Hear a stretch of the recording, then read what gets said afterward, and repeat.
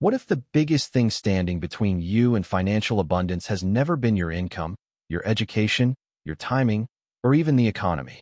What if the invisible wall has been inside you all along? Meeting My True Soul welcomes you. Just a few moments from now, Emily Carter will walk away from the opportunity she has dreamed about for years. The contract is ready. The numbers are real. Everything she has worked toward is finally within reach. Yet instead of reaching for the pen, she quietly steps back, her heartbeat racing as though success itself has become a threat. Watching from across the room, Daniel Brooks doesn't try to stop her. He simply asks one question that changes everything. Emily, if money keeps finding you, why do you keep finding reasons to leave it? She has no answer. Neither would most people. Because the greatest financial struggle rarely begins in a bank account. It begins with a belief so deeply rooted that it feels like truth. A belief formed years before your first paycheck, years before your first investment, years before you ever realized you were carrying it. Tonight, we are not talking about quick riches, secret investment tricks, or overnight success. We are exploring something far more powerful, the silent emotional programming that may be shaping every financial decision you make without your awareness. Through the ancient practice of Hooponopono, we will follow Emily's journey into memories she never expected to revisit, emotions she spent years hiding, and a discovery that challenges everything she thought she knew about attracting money. Along the way, you may recognize parts of your own story. Perhaps you've worked harder than ever, but still felt financially stuck. Perhaps opportunities appeared only to disappear. Perhaps every step forward was followed by 2 steps back. If any of that sounds familiar, stay with this story until the very end, because the answer isn't where most people spend their lives looking. Before we begin, here is the path we will take together. Part 1 introduces the invisible pattern that makes money feel close but never permanent. Part 2 reveals Emily's repeating cycle of almost succeeding. Part 3 uncovers the forgotten childhood moment that quietly shaped her relationship with abundance. Part 4 follows Daniel's unexpected question that cracks open her carefully built emotional armor. Part 5 exposes how limiting beliefs disguise themselves as ordinary thoughts and habits. Part 6 explains why Hooponopono is not about forcing abundance, but cleaning the emotional memories that resist it. Part 7 explores the first healing phrase, "I'm sorry," and what it truly means. Part 8 continues with "Please forgive me," as Emily begins releasing an old emotional contract she never realized she signed. Part 9 transforms "Thank you" into a new relationship with opportunity instead of fear. Part 10 reaches the emotional heart of "I love you," where acceptance replaces resistance. Part 11 follows the subtle but undeniable shifts that begin appearing once inner resistance fades. Finally, Part 12 reveals why the true key to attracting money was never outside of you, but hidden beneath beliefs you no longer have to carry. Meeting My True Soul welcomes you. Before Emily Carter understood what was happening inside her, she believed the same thing millions of people believe every single day. She believed that if she simply worked harder, learned more, stayed patient, and never gave up, financial peace would eventually arrive. It sounded reasonable. It sounded responsible. It even sounded inspiring. Yet year after year, something invisible kept interrupting the life she was trying so desperately to build. Every time a promotion seemed certain, an unexpected setback appeared. Every time her savings finally started growing, an emergency consumed them. Every time a new opportunity arrived, an uncomfortable feeling quietly whispered that perhaps she was not ready, not qualified, or simply not lucky enough. At first, she blamed bad timing. Then she blamed the economy. Later, she blamed herself. What she never questioned was the invisible pattern connecting every disappointment. That pattern is far more common than most people realize. Many people believe they are chasing money when, in reality, they are running from what money represents inside their emotional world. Think about your own life for a moment. Have you ever felt guilty after spending money on yourself, even when you could afford it? Have you ever hesitated before accepting a better opportunity because it felt almost too good to be true?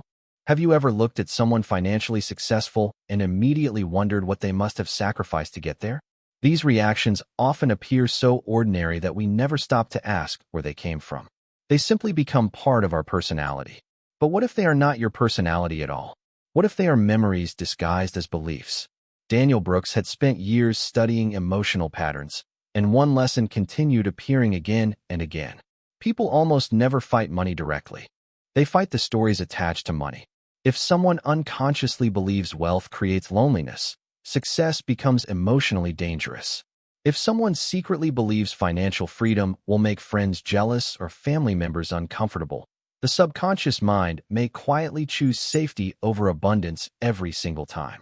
The remarkable part is that none of this requires conscious awareness. The mind protects familiar emotional territory even when that territory creates suffering. Emily had no idea this was happening. She sincerely believed she wanted financial freedom more than anything. She created budgets. She attended seminars. She read books. She listened to podcasts during long drives across the city. She filled notebooks with goals and plans. From the outside, she looked disciplined and determined. Inside, however, another voice kept asking a different question. What if I finally succeed and everything changes?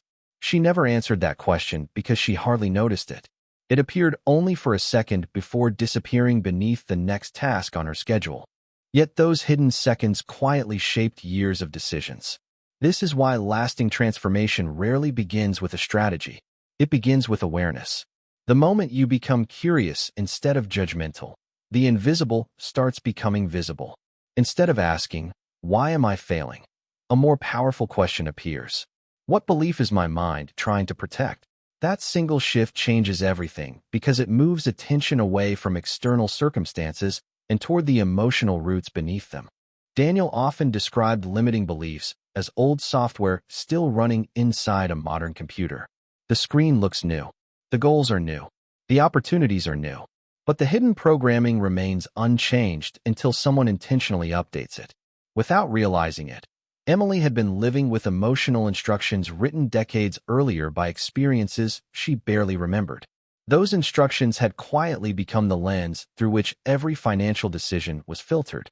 She still believed she was making logical choices. She did not yet understand that emotions often make decisions first, while logic simply explains them afterward. And somewhere beneath all those invisible layers, waiting patiently to be discovered, was a memory that had never stopped influencing her relationship with receiving, deserving, and keeping abundance. The following morning felt strangely ordinary, and that was exactly what made the pattern so difficult to recognize. Emily Carter woke before sunrise, prepared her coffee, reviewed her calendar, answered emails, and reminded herself that yesterday's hesitation had simply been exhaustion. That explanation sounded comforting because it allowed her to avoid a more uncomfortable possibility. Deep inside, something had become frightened the moment success felt real. Daniel Brooks never challenged her explanation. Instead, he invited her to take a slow walk through a nearby park where the noise of traffic faded into the distance. Neither of them spoke for several minutes. Finally, Daniel asked a question that seemed unrelated. "Emily, how many times in your life have you been incredibly close to something important, only to watch it disappear?" She smiled politely at first, then stopped walking. Memories began arriving one after another. A scholarship she almost accepted before convincing herself someone else deserved it more. A business partnership she declined because she feared disappointing everyone if it failed. A promotion she quietly withdrew from because she believed another employee needed it more than she did. None of those choices had seemed irrational when she made them. Each decision had been supported by logical reasons. Looking back, however, she noticed something unsettling. Every explanation protected her from receiving something larger than the life she already knew. Daniel nodded as she described each memory. "Patterns rarely shout," he said softly. "They whisper through repetition." Emily looked confused. "Are you saying I created all of this?" Daniel gently shook his head. "No. I am saying there is a difference between blame and awareness. Blame keeps you trapped in guilt. Awareness opens the door to freedom." Those words settled into silence between them. For the first time, Emily considered that her greatest obstacle might not be external circumstances, but an invisible emotional habit repeated so often that it felt natural. Daniel picked up a small fallen leaf and held it in his hand. "Imagine planting the healthiest seed in poor soil," he said. "You can water it every day. You can give it sunlight. You can protect it from storms.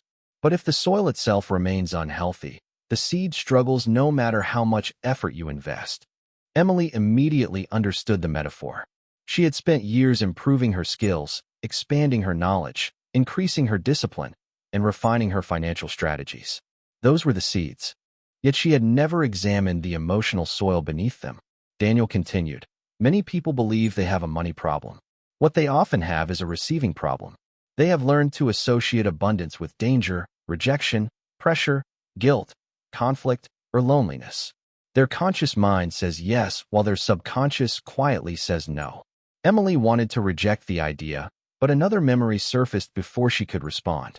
She remembered receiving her first significant bonus several years earlier. Instead of celebrating, she immediately worried that she would lose it, waste it, or somehow prove she did not deserve it.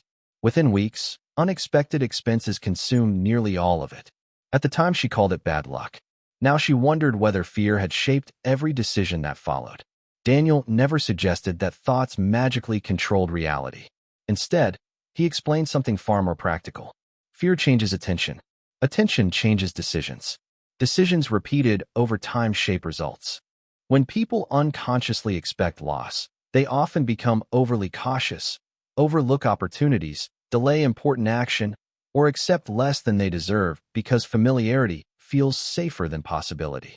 Emily slowly realized that the invisible pattern was not a mysterious force controlling her destiny. It was a quiet emotional filter influencing countless small choices every single day. That realization was both unsettling and hopeful, because if a pattern had been learned, perhaps it could also be unlearned. Daniel smiled gently as though he had been waiting for that exact thought.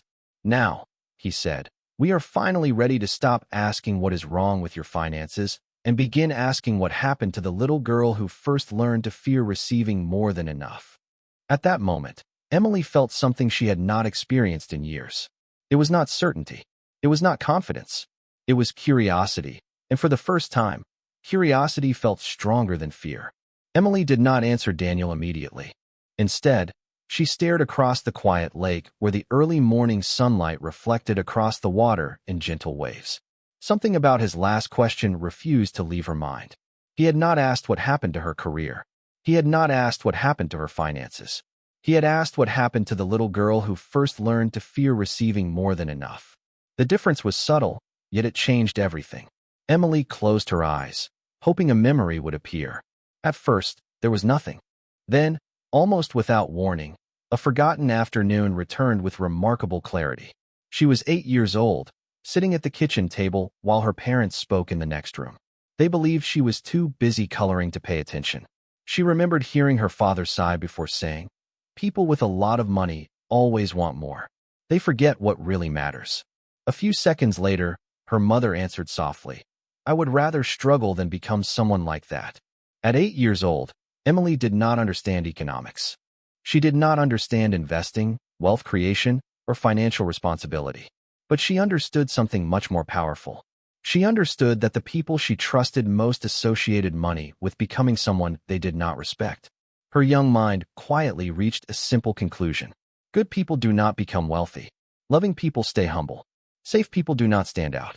She never consciously repeated those sentences again, yet they quietly settled beneath every financial decision she would make for decades. Daniel listened without interrupting. When she finished, he nodded gently. "Children are extraordinary observers," he said. "They collect emotional truths long before they can evaluate whether those truths are accurate." Emily frowned. "But my parents loved me. They were trying to teach good values." Daniel smiled warmly. "I do not doubt that for a second. Love and limiting beliefs can exist in the same conversation.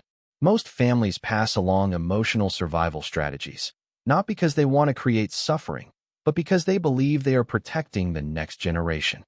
Those words lifted a weight Emily had quietly carried. For years she had assumed that recognizing an old belief meant blaming the people she loved. Daniel was showing her another possibility. She could honor their intentions without continuing every conclusion they unknowingly passed forward. He continued walking slowly along the path, inviting Emily to notice the trees around them. "Do you see how each tree grows toward the light?" he asked. "Imagine if one tree believed sunlight was dangerous. It would keep bending away from the very thing designed to help it grow. The sunlight would never reject the tree. The tree would simply spend its life avoiding what it needed most. Emily immediately recognized herself inside that image. Every time abundance approached, she had instinctively leaned away. Not because she disliked money, but because a hidden part of her still believed receiving more might cost her kindness, acceptance, or peace. Suddenly, dozens of memories connected together. She remembered feeling uncomfortable when friends complimented her success. She remembered minimizing every achievement so other people would not feel left behind. She remembered apologizing whenever she charged a fair price for her work, as though being properly compensated required an explanation. None of those habits had seemed related. Together, they revealed a single emotional pattern. She had spent years trying to prove she was still a good person while quietly limiting her own ability to receive. Daniel stopped walking and looked directly at her. "The subconscious mind does not argue with childhood conclusions," he said. "It protects them. Until you gently bring those conclusions into the light, your mind may continue defending beliefs that no longer belong to the person you have become." Emily felt neither shame nor regret. She felt something far more important. She realized that the struggle she had labeled as bad luck might actually be the echo of an old promise she never remembered making. Somewhere inside the little girl who wanted to stay lovable at all costs, a silent agreement had been written. If becoming wealthy meant risking love, belonging, or approval, then staying safely below her full potential seemed like the wiser choice. That agreement had quietly followed her into adulthood, shaping choices she believed were completely rational. Now, for the first time, she could finally see it. And once something hidden becomes visible, it can no longer guide your life in quite the same way. Daniel allowed the silence to linger because he knew that genuine understanding could never be forced.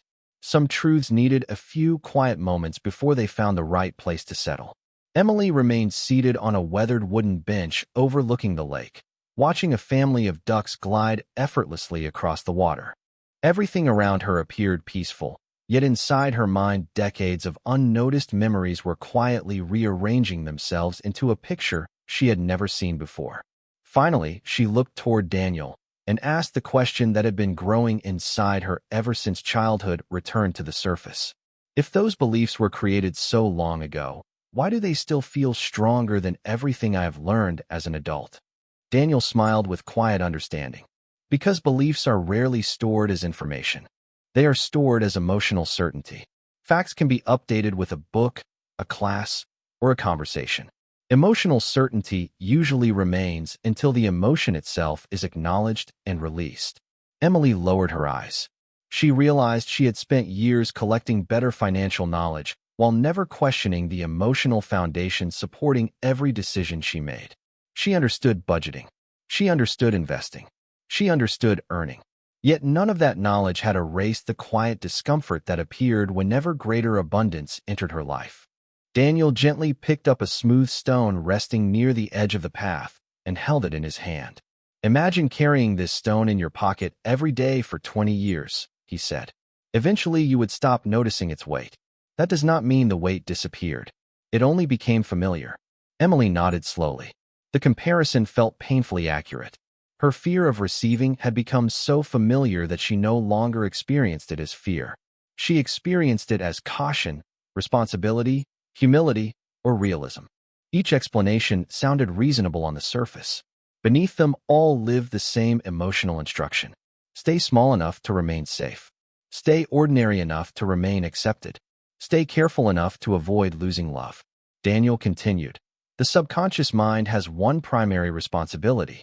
It tries to protect you from repeating emotional pain. It does not always distinguish between real danger and remembered danger. If a painful emotional conclusion was formed during childhood, the mind may continue protecting you from situations that only resemble that experience, even decades later. Emily suddenly remembered another moment from years before. She had been offered a leadership position at work that came with a significant salary increase. Instead of feeling excited, she spent nights worrying that people would think she had become arrogant or selfish. Eventually, she convinced herself that the timing was wrong and politely declined the promotion. At the time, she believed she was making a balanced decision. Looking back, she recognized something different. She had not rejected the position because she lacked ability. She had rejected the emotional identity she believed came with it.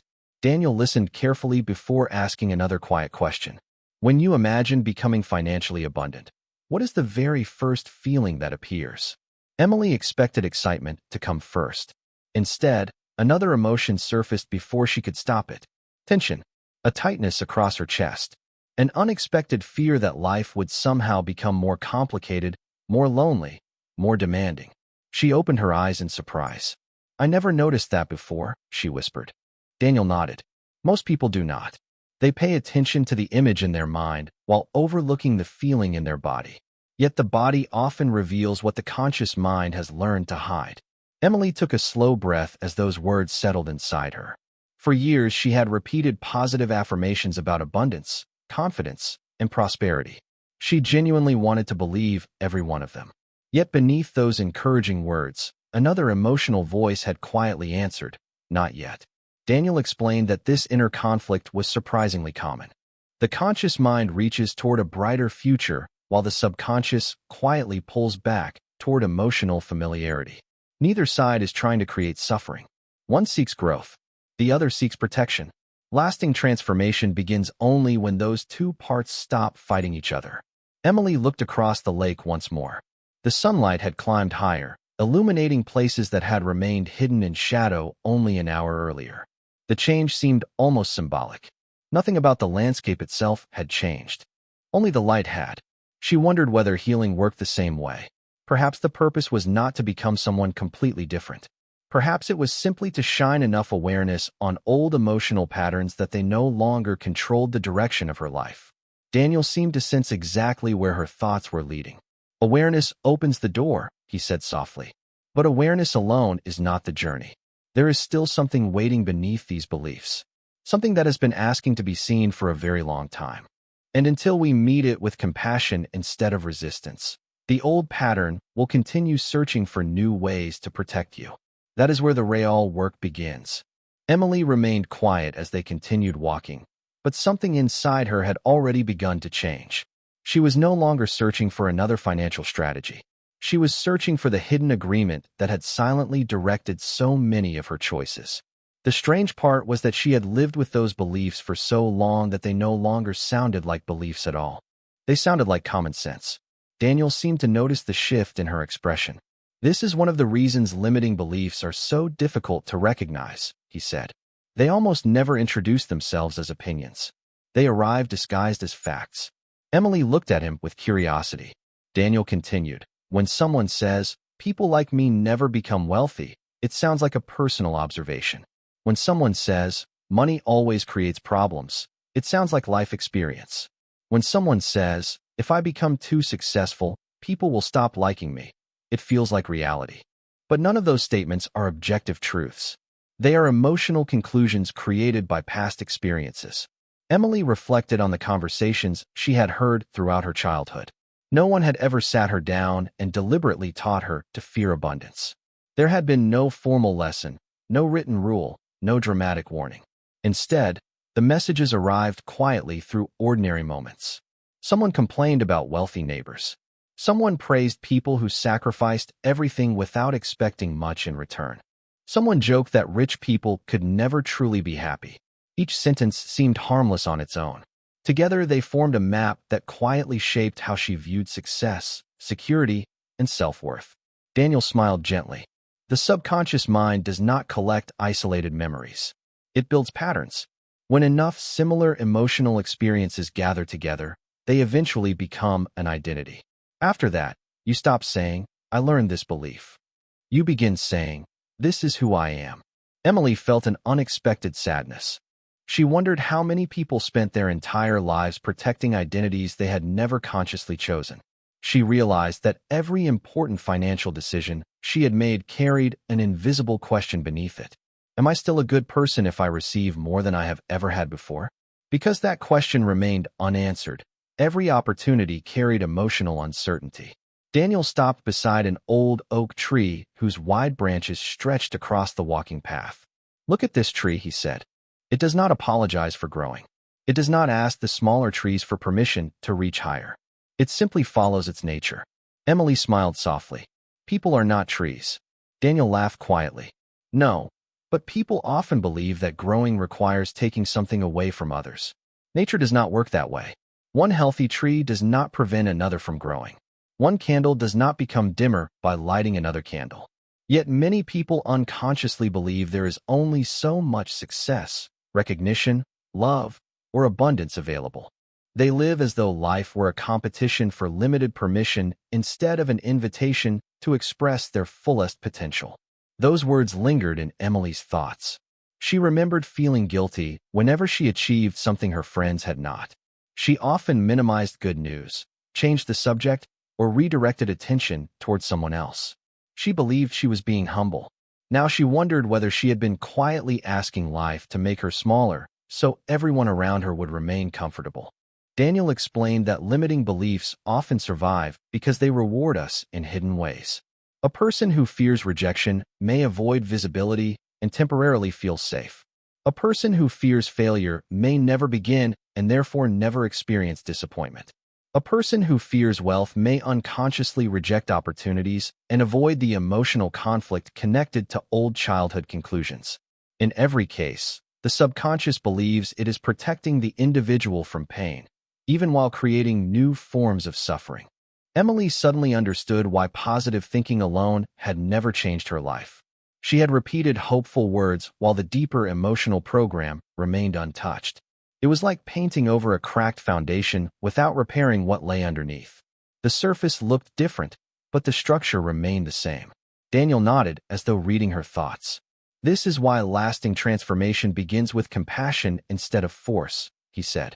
You cannot fight a part of yourself that believes it is protecting you. The more you resist it, the harder it holds on. First, you must understand why it was created. Then you can gently show it that the danger it has been guarding against no longer exists. Emily took a slow breath as she looked across the quiet water once again. For the first time in many years, she no longer saw herself as someone broken or unlucky. She saw herself as someone carrying an old emotional map that had once been useful but no longer matched the road ahead. And somewhere beyond that realization, she sensed there might finally be a way to rewrite the directions that had quietly guided her life for so long.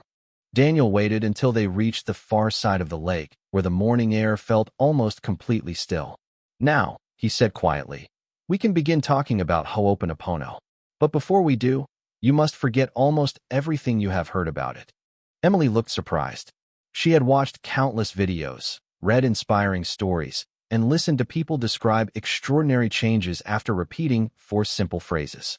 Secretly, she hoped there might be one sentence, one ritual, or one perfect technique that could erase years of financial struggle overnight. Daniel seemed to recognize that hope immediately. Most people misunderstand Hooponopono because they treat it like a method for controlling the outside world, he explained.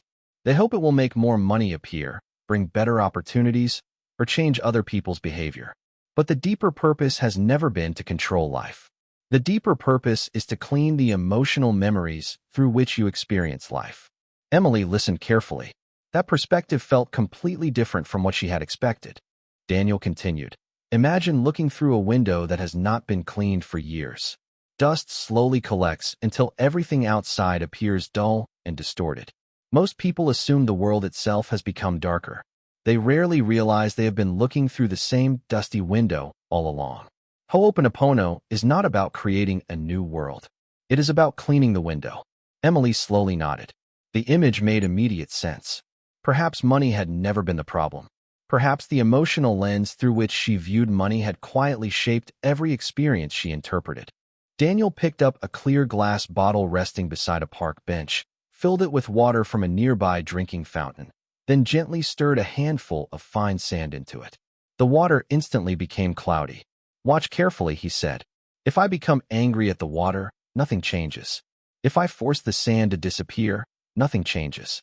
But if I stop stirring and allow everything to settle, clarity naturally returns.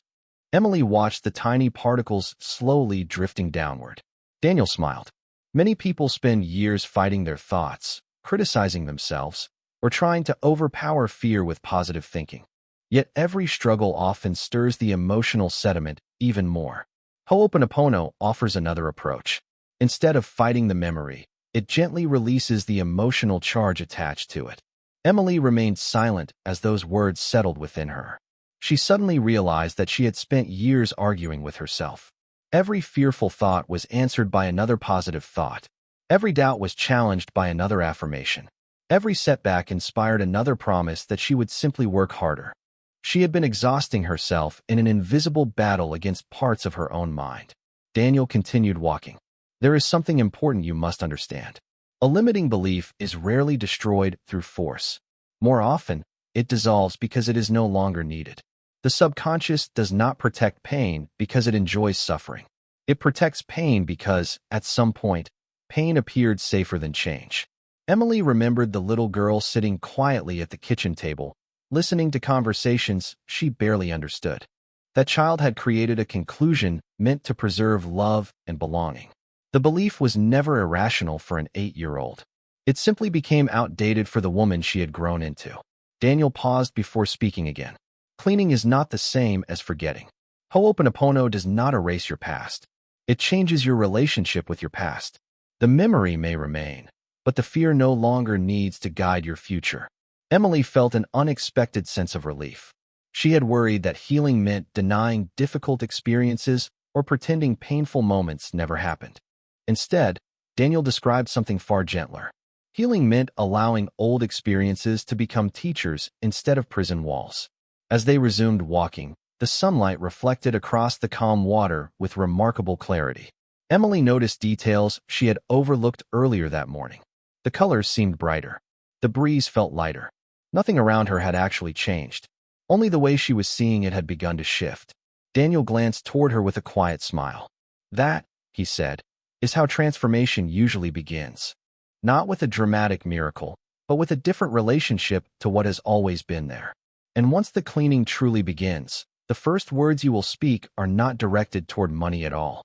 They are directed toward the forgotten parts of yourself that have been carrying these memories in silence for far too long.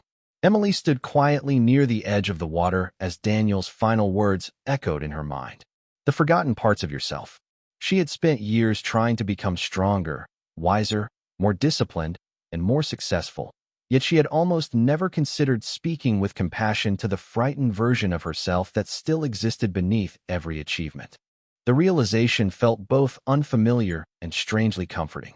Daniel broke the silence with a calm voice. The first phrase is simple. I am sorry. But most people misunderstand who those words are meant for. Emily looked at him with curiosity. I thought they were about admitting that I had done something wrong. Daniel shook his head gently.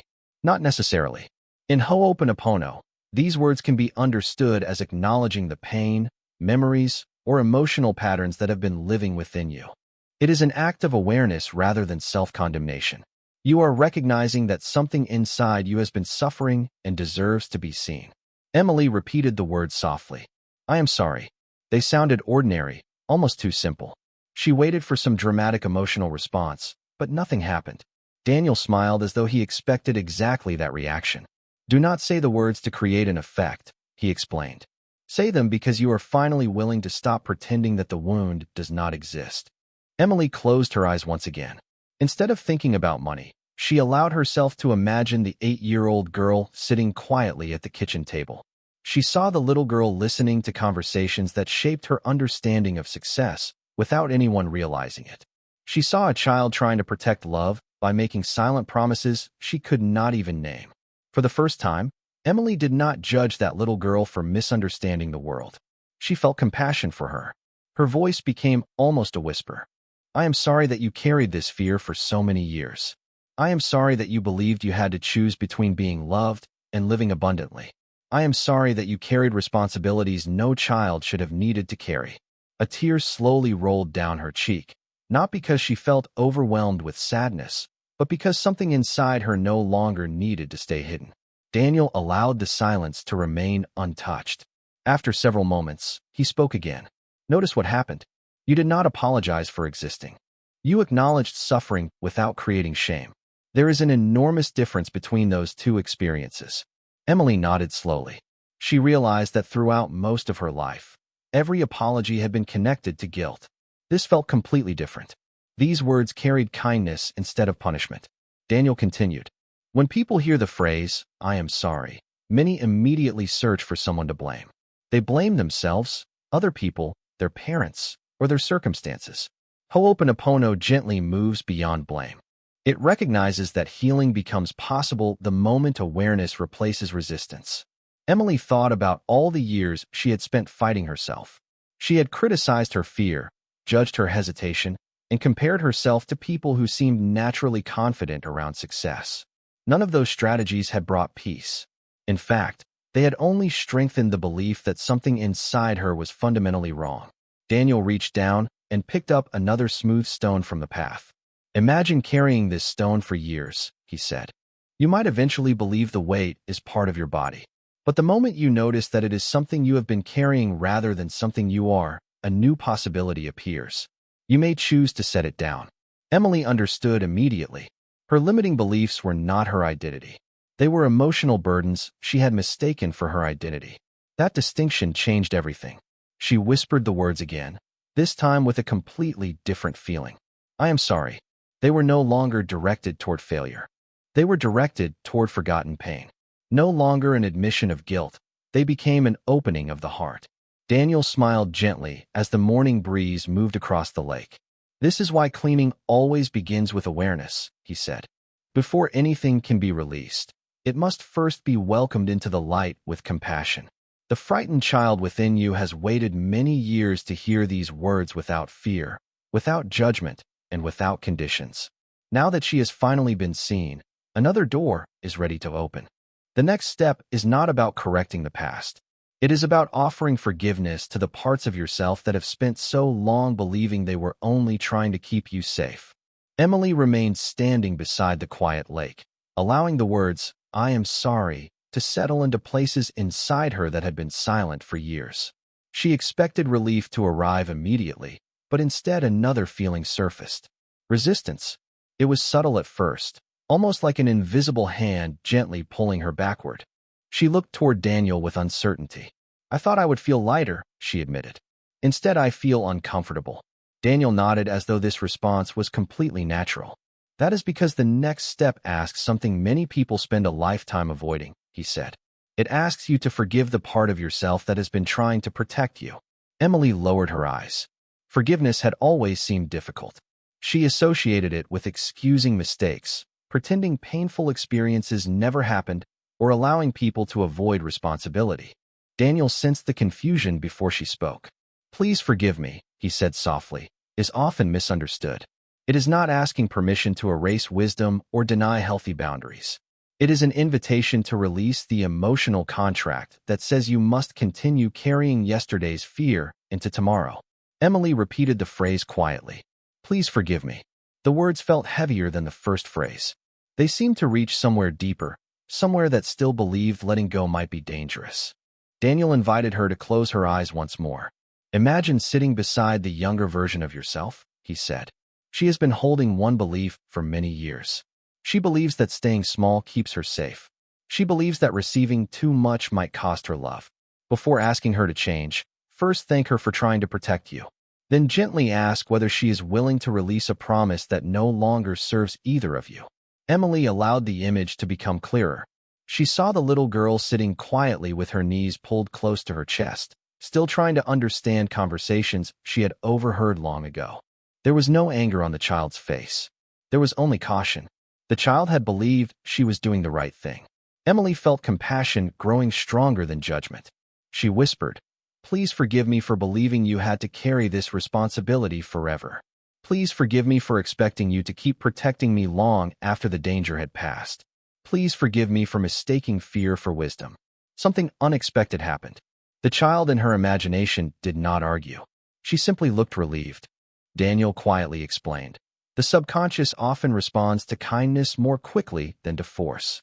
Every time you attack a fearful part of yourself, it becomes more defensive. Every time you approach it with understanding, it begins relaxing its grip." Emily noticed her breathing becoming slower and deeper. For years, she had believed healing required becoming stronger than fear. Now she was discovering that healing sometimes meant becoming gentler than fear. Daniel continued walking as Emily followed beside him. "Many limiting beliefs survive because they were created with good intentions," he said.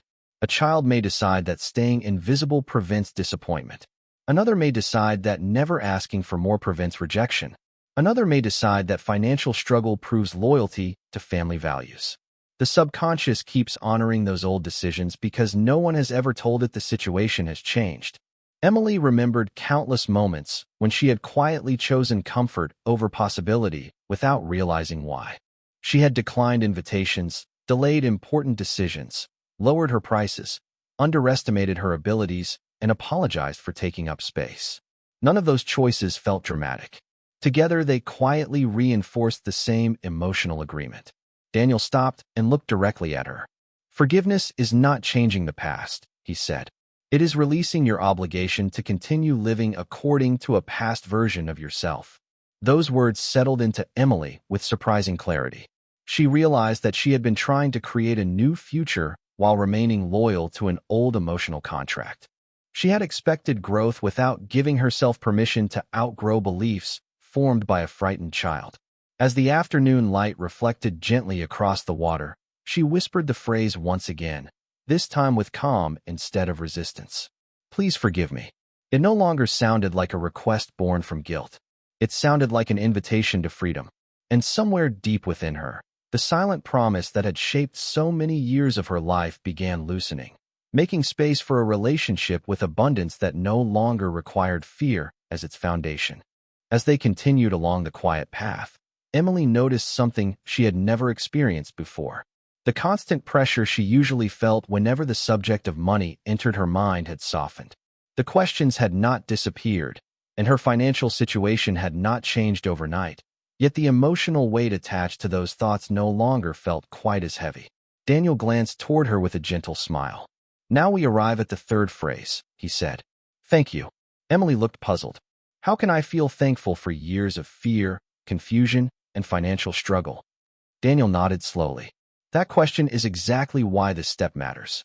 Gratitude in Hooponopono is not pretending that painful experiences were pleasant. It is recognizing that every experience, even the difficult ones, can become a doorway to greater awareness once you are willing to learn from it." Emily allowed those words to settle. Throughout her life, gratitude had always been connected to receiving something she wanted. She felt thankful when good things happened, when goals were achieved, or when life unfolded according to her plans. Daniel was describing something completely different. He was inviting her to become grateful for the lessons hidden beneath experiences she had once wished had never happened. "Imagine reading only the final chapter of a book," Daniel continued. "Without the earlier chapters, the ending would make very little sense. The struggles you have experienced are not proof that life has been working against you. They may simply be chapters leading you toward understanding something you were always meant to discover." Emily thought about every financial disappointment she had carried for years. The promotion she declined, the opportunities she postponed, the moments when fear quietly spoke louder than possibility. For so long she had viewed those memories as evidence that she was unlucky or incapable. Now another interpretation began to emerge. What if those experiences had not been punishments? What if they had been mirrors, patiently reflecting an emotional pattern she had not yet been ready to see? She whispered the words, almost without thinking. "Thank you." Daniel encouraged her to continue, not as a ritual, but as an honest conversation with herself. Emily closed her eyes once again. "Thank you for showing me the beliefs I could not see. Thank you for revealing the fears that quietly guided my choices. Thank you for every moment that encouraged me to look deeper instead of giving up. Thank you for reminding me that awareness can arrive even after years of confusion." As she spoke, she noticed an unexpected shift. The memories themselves remained exactly the same, yet the meaning attached to them began changing. Instead of seeing a long list of failures, she saw a long series of invitations to grow. Daniel quietly explained, "Gratitude changes the relationship between you and your memories. It does not rewrite history. It transforms the emotional position from which you observe it. When you stop asking, 'Why did this happen to me?' and begin asking, 'What is this experience helping me understand?' your entire inner world begins reorganizing itself." Emily realized how much energy she had invested in resisting her own past. She had replayed old disappointments again and again, searching for different endings that could never exist. Gratitude gently interrupted that cycle. It allowed her to stop fighting what had already happened and begin learning from it instead. Daniel looked across the peaceful lake before speaking again. Money itself is not your enemy, nor is it your savior. It is often a messenger. Sometimes it reveals confidence. Sometimes it reveals fear. Sometimes it exposes beliefs that have remained hidden for decades. The message is not there to judge you. It is there to guide you. Emily thought back to the contract she had almost signed. For the first time, she no longer saw that moment as proof that she had ruined everything. She saw it as the moment her hidden emotional pattern finally became impossible to ignore. Without that experience, she might never have questioned the invisible beliefs quietly shaping her life. She breathed in deeply and repeated the words once more. Thank you. This time they felt natural, almost peaceful. Gratitude was no longer directed toward success alone. It embraced every lesson, every delay, every uncomfortable realization that had gently led her toward a deeper understanding of herself. And in that quiet moment beside the water, she sensed that abundance was beginning to feel less like something she needed to chase and more like something she could finally allow herself to receive. The afternoon sun drifted lower across the sky, casting long reflections over the quiet lake as Emily and Daniel reached a small wooden bridge. Neither of them felt the need to hurry. Something far more important than time had begun changing inside Emily. For years, she believed transformation required becoming someone new. Now she was beginning to understand that healing often meant remembering who she had been before fear quietly taught her to become smaller. Daniel rested his hands lightly on the wooden railing and looked out across the calm water. There is only one phrase left, he said. It is also the one most people misunderstand. Emily smiled softly. I already know the words. Daniel nodded. Perhaps. But knowing the words and experiencing them are two very different things. Emily took a slow breath before quietly saying them. I love you. The sentence felt almost uncomfortable. Not because the words themselves were unfamiliar, but because she immediately realized she had no idea where to direct them. Toward money? Toward herself? Toward the frightened child she had imagined? Toward life itself? Daniel seemed to understand the question before she spoke it aloud. Most people assume these words are directed toward external things, he said. But in this practice, love begins where separation ends. The words are first offered to every forgotten part of yourself that has been waiting to feel safe again. Emily closed her eyes once more. She saw the little girl from the kitchen table sitting quietly exactly where she had left her in her imagination. This time the child did not appear frightened. She simply looked tired from carrying a responsibility that had never belonged to her. Emily slowly whispered, I love you. There was no dramatic vision, no sudden miracle, only a quiet warmth spreading through her chest. She continued speaking with complete sincerity. I love the part of me that tried to keep me safe. I love the part of me that believed staying small would protect my heart. I love the part of me that confused fear with wisdom because it did not know another way. I no longer need to reject you in order to grow. Daniel remained silent, allowing her own words to guide the experience. After several moments, he spoke gently. Love does not erase your past. It removes the inner conflict that keeps you divided from yourself. Every time you reject a frightened part of your own mind, that part struggles harder to be heard. Every time you meet it with genuine compassion, it slowly realizes it no longer needs to protect you through fear. Emily suddenly understood something that had never made sense before. She had spent years trying to become confident while secretly rejecting every insecure part of herself. She wanted abundance while quietly resenting the fearful beliefs that kept interrupting her progress. She wanted peace while remaining at war with her own emotions. That internal conflict had exhausted her far more than any financial challenge ever had. Daniel continued in a calm voice. Many people believe love is simply an emotion. In reality, love is also permission. It is the permission to exist without constant self-judgment. It is the permission to receive without apology. It is the permission to grow without believing that growth makes you less worthy of belonging. Emily opened her eyes and looked across the water. She remembered every moment she had apologized for charging a fair price, every time she had minimized an accomplishment, every occasion she had hidden good news because she feared making someone else uncomfortable. Those actions had not been humility. They had been requests for permission to remain accepted. For the first time, she wondered what life would feel like if she no longer needed to earn the right to receive. Daniel picked up a single fallen leaf floating gently on the surface of the lake. "Notice how the water does not struggle to carry this leaf," he said. "It supports what rests upon it naturally." Life often works the same way. The struggle begins when we believe we must constantly prove our worthiness before allowing ourselves to receive what is already available. Emily allowed those words to settle deeply within her.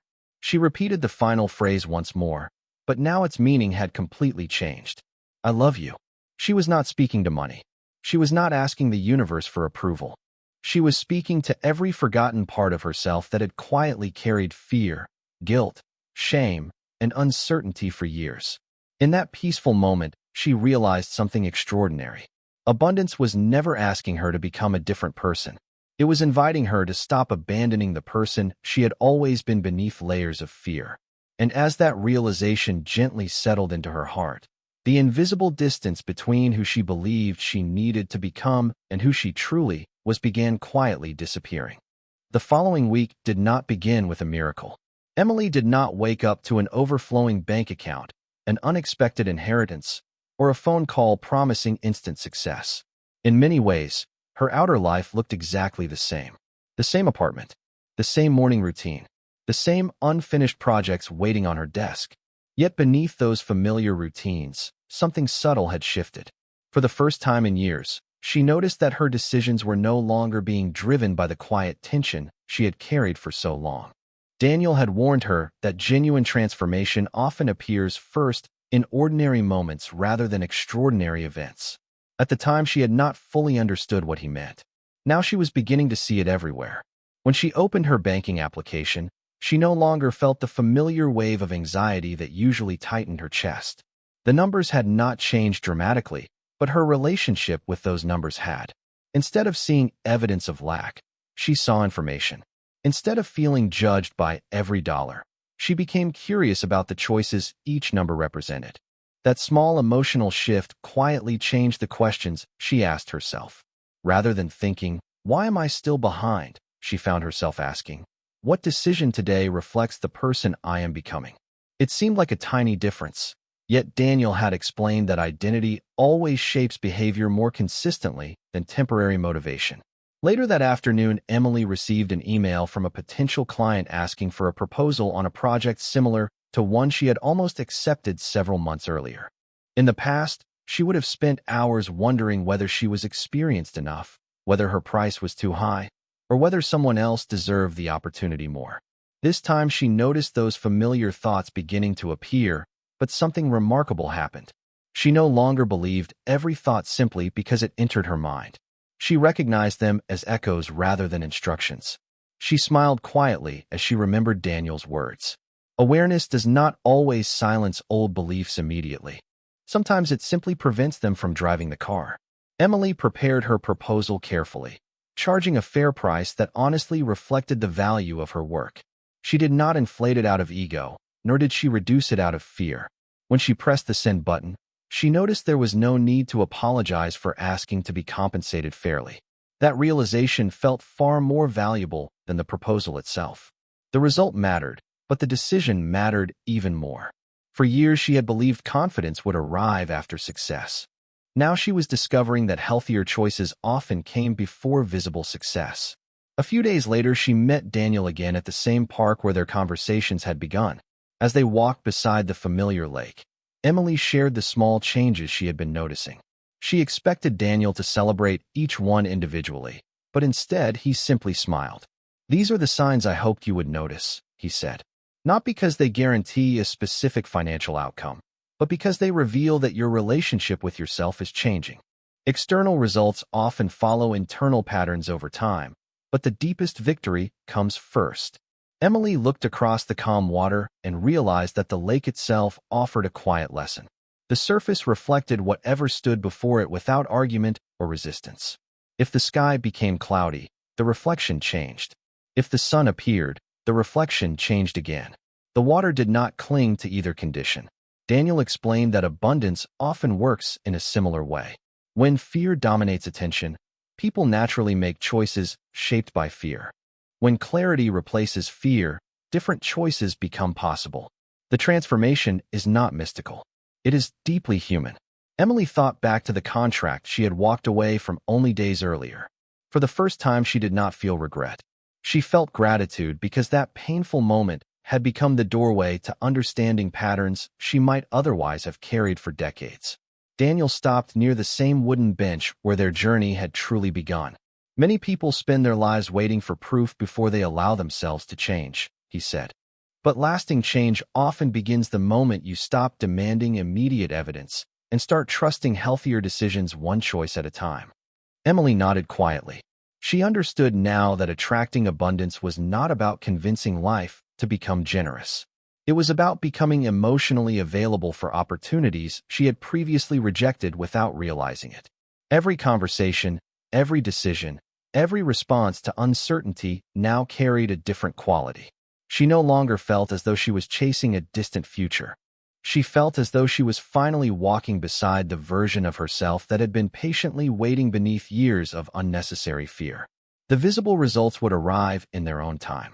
But the invisible foundation had already begun to change, and this time it was being built on awareness, compassion, and quiet trust instead of hidden emotional survival. Several weeks passed, and the greatest surprise in Emily's life was not a sudden increase in income. It was the quiet disappearance of the constant fear that had once shaped almost every financial decision she made. She still worked with dedication. She still planned carefully. She still faced uncertainty from time to time. But uncertainty no longer carried the same emotional meaning. It was no longer evidence that something was wrong. It had simply become part of living a meaningful life. One afternoon, she received a message from the same company whose contract she had walked away from weeks earlier. They explained that another position had become available and invited her to meet again if she was still interested. Emily smiled as she read the message. The opportunity itself was meaningful, but what mattered even more was the feeling inside her. There was no rush of panic, no immediate search for reasons to decline, no quiet voice insisting that someone else deserved the chance more than she did. There was only a calm willingness to explore what was possible. Before leaving for the meeting, she paused for a few moments in silence. She did not ask the universe to guarantee success. She did not demand a particular outcome. Instead, she gently repeated the 4 phrases that had slowly transformed her relationship with herself. I am sorry. Please forgive me. Thank you. I love you.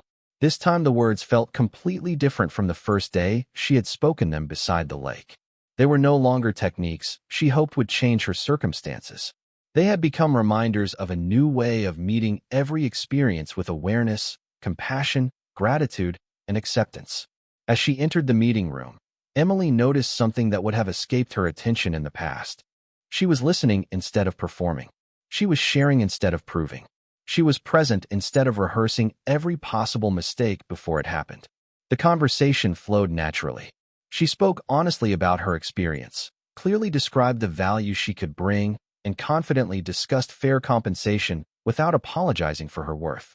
Whether she received the opportunity or not no longer determined her sense of identity. She had already stopped measuring her value through external approval. That quiet confidence changed the entire atmosphere of the conversation. A few days later, she accepted the new position.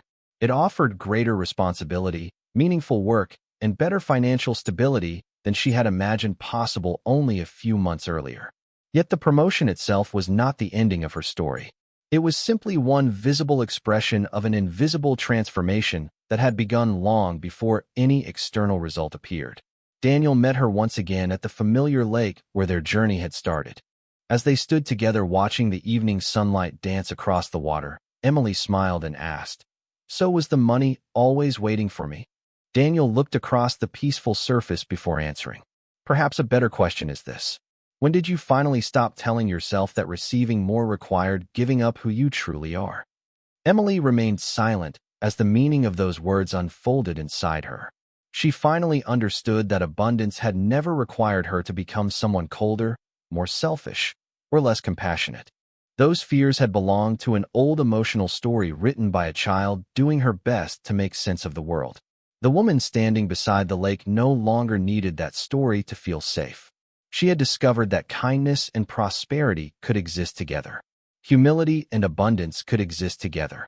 Generosity and financial success could exist together. There had never been a conflict except the one created by forgotten beliefs. The true key had never been hidden inside a bank account, an investment strategy, or a perfect opportunity. Those things certainly have value, but they cannot permanently overcome emotional patterns that quietly reject what the conscious mind says it wants. Real change began the moment Emily stopped fighting herself and started meeting every hidden fear with compassion instead of judgment. She cleaned old emotional memories instead of trying to overpower them. She released outdated promises instead of remaining loyal to invisible fears. She allowed herself to receive without believing that receiving made her less worthy of love. As the sun slowly disappeared beyond the horizon, the lake reflected the changing colors of the sky with effortless clarity. Daniel smiled and said one final sentence that Emily knew she would remember for the rest of her life. When the window becomes clear, you do not create a new sunrise. You simply discover that the light was there all along. Emily quietly closed her eyes, breathed deeply, and repeated the 4 simple phrases one last time. They no longer sounded like words she hoped might change her future. They sounded like the language of someone who had finally come home to herself. And from that place of inner peace, she understood that the greatest abundance anyone can experience begins the moment they no longer believe they must fear receiving the good that life is capable of offering.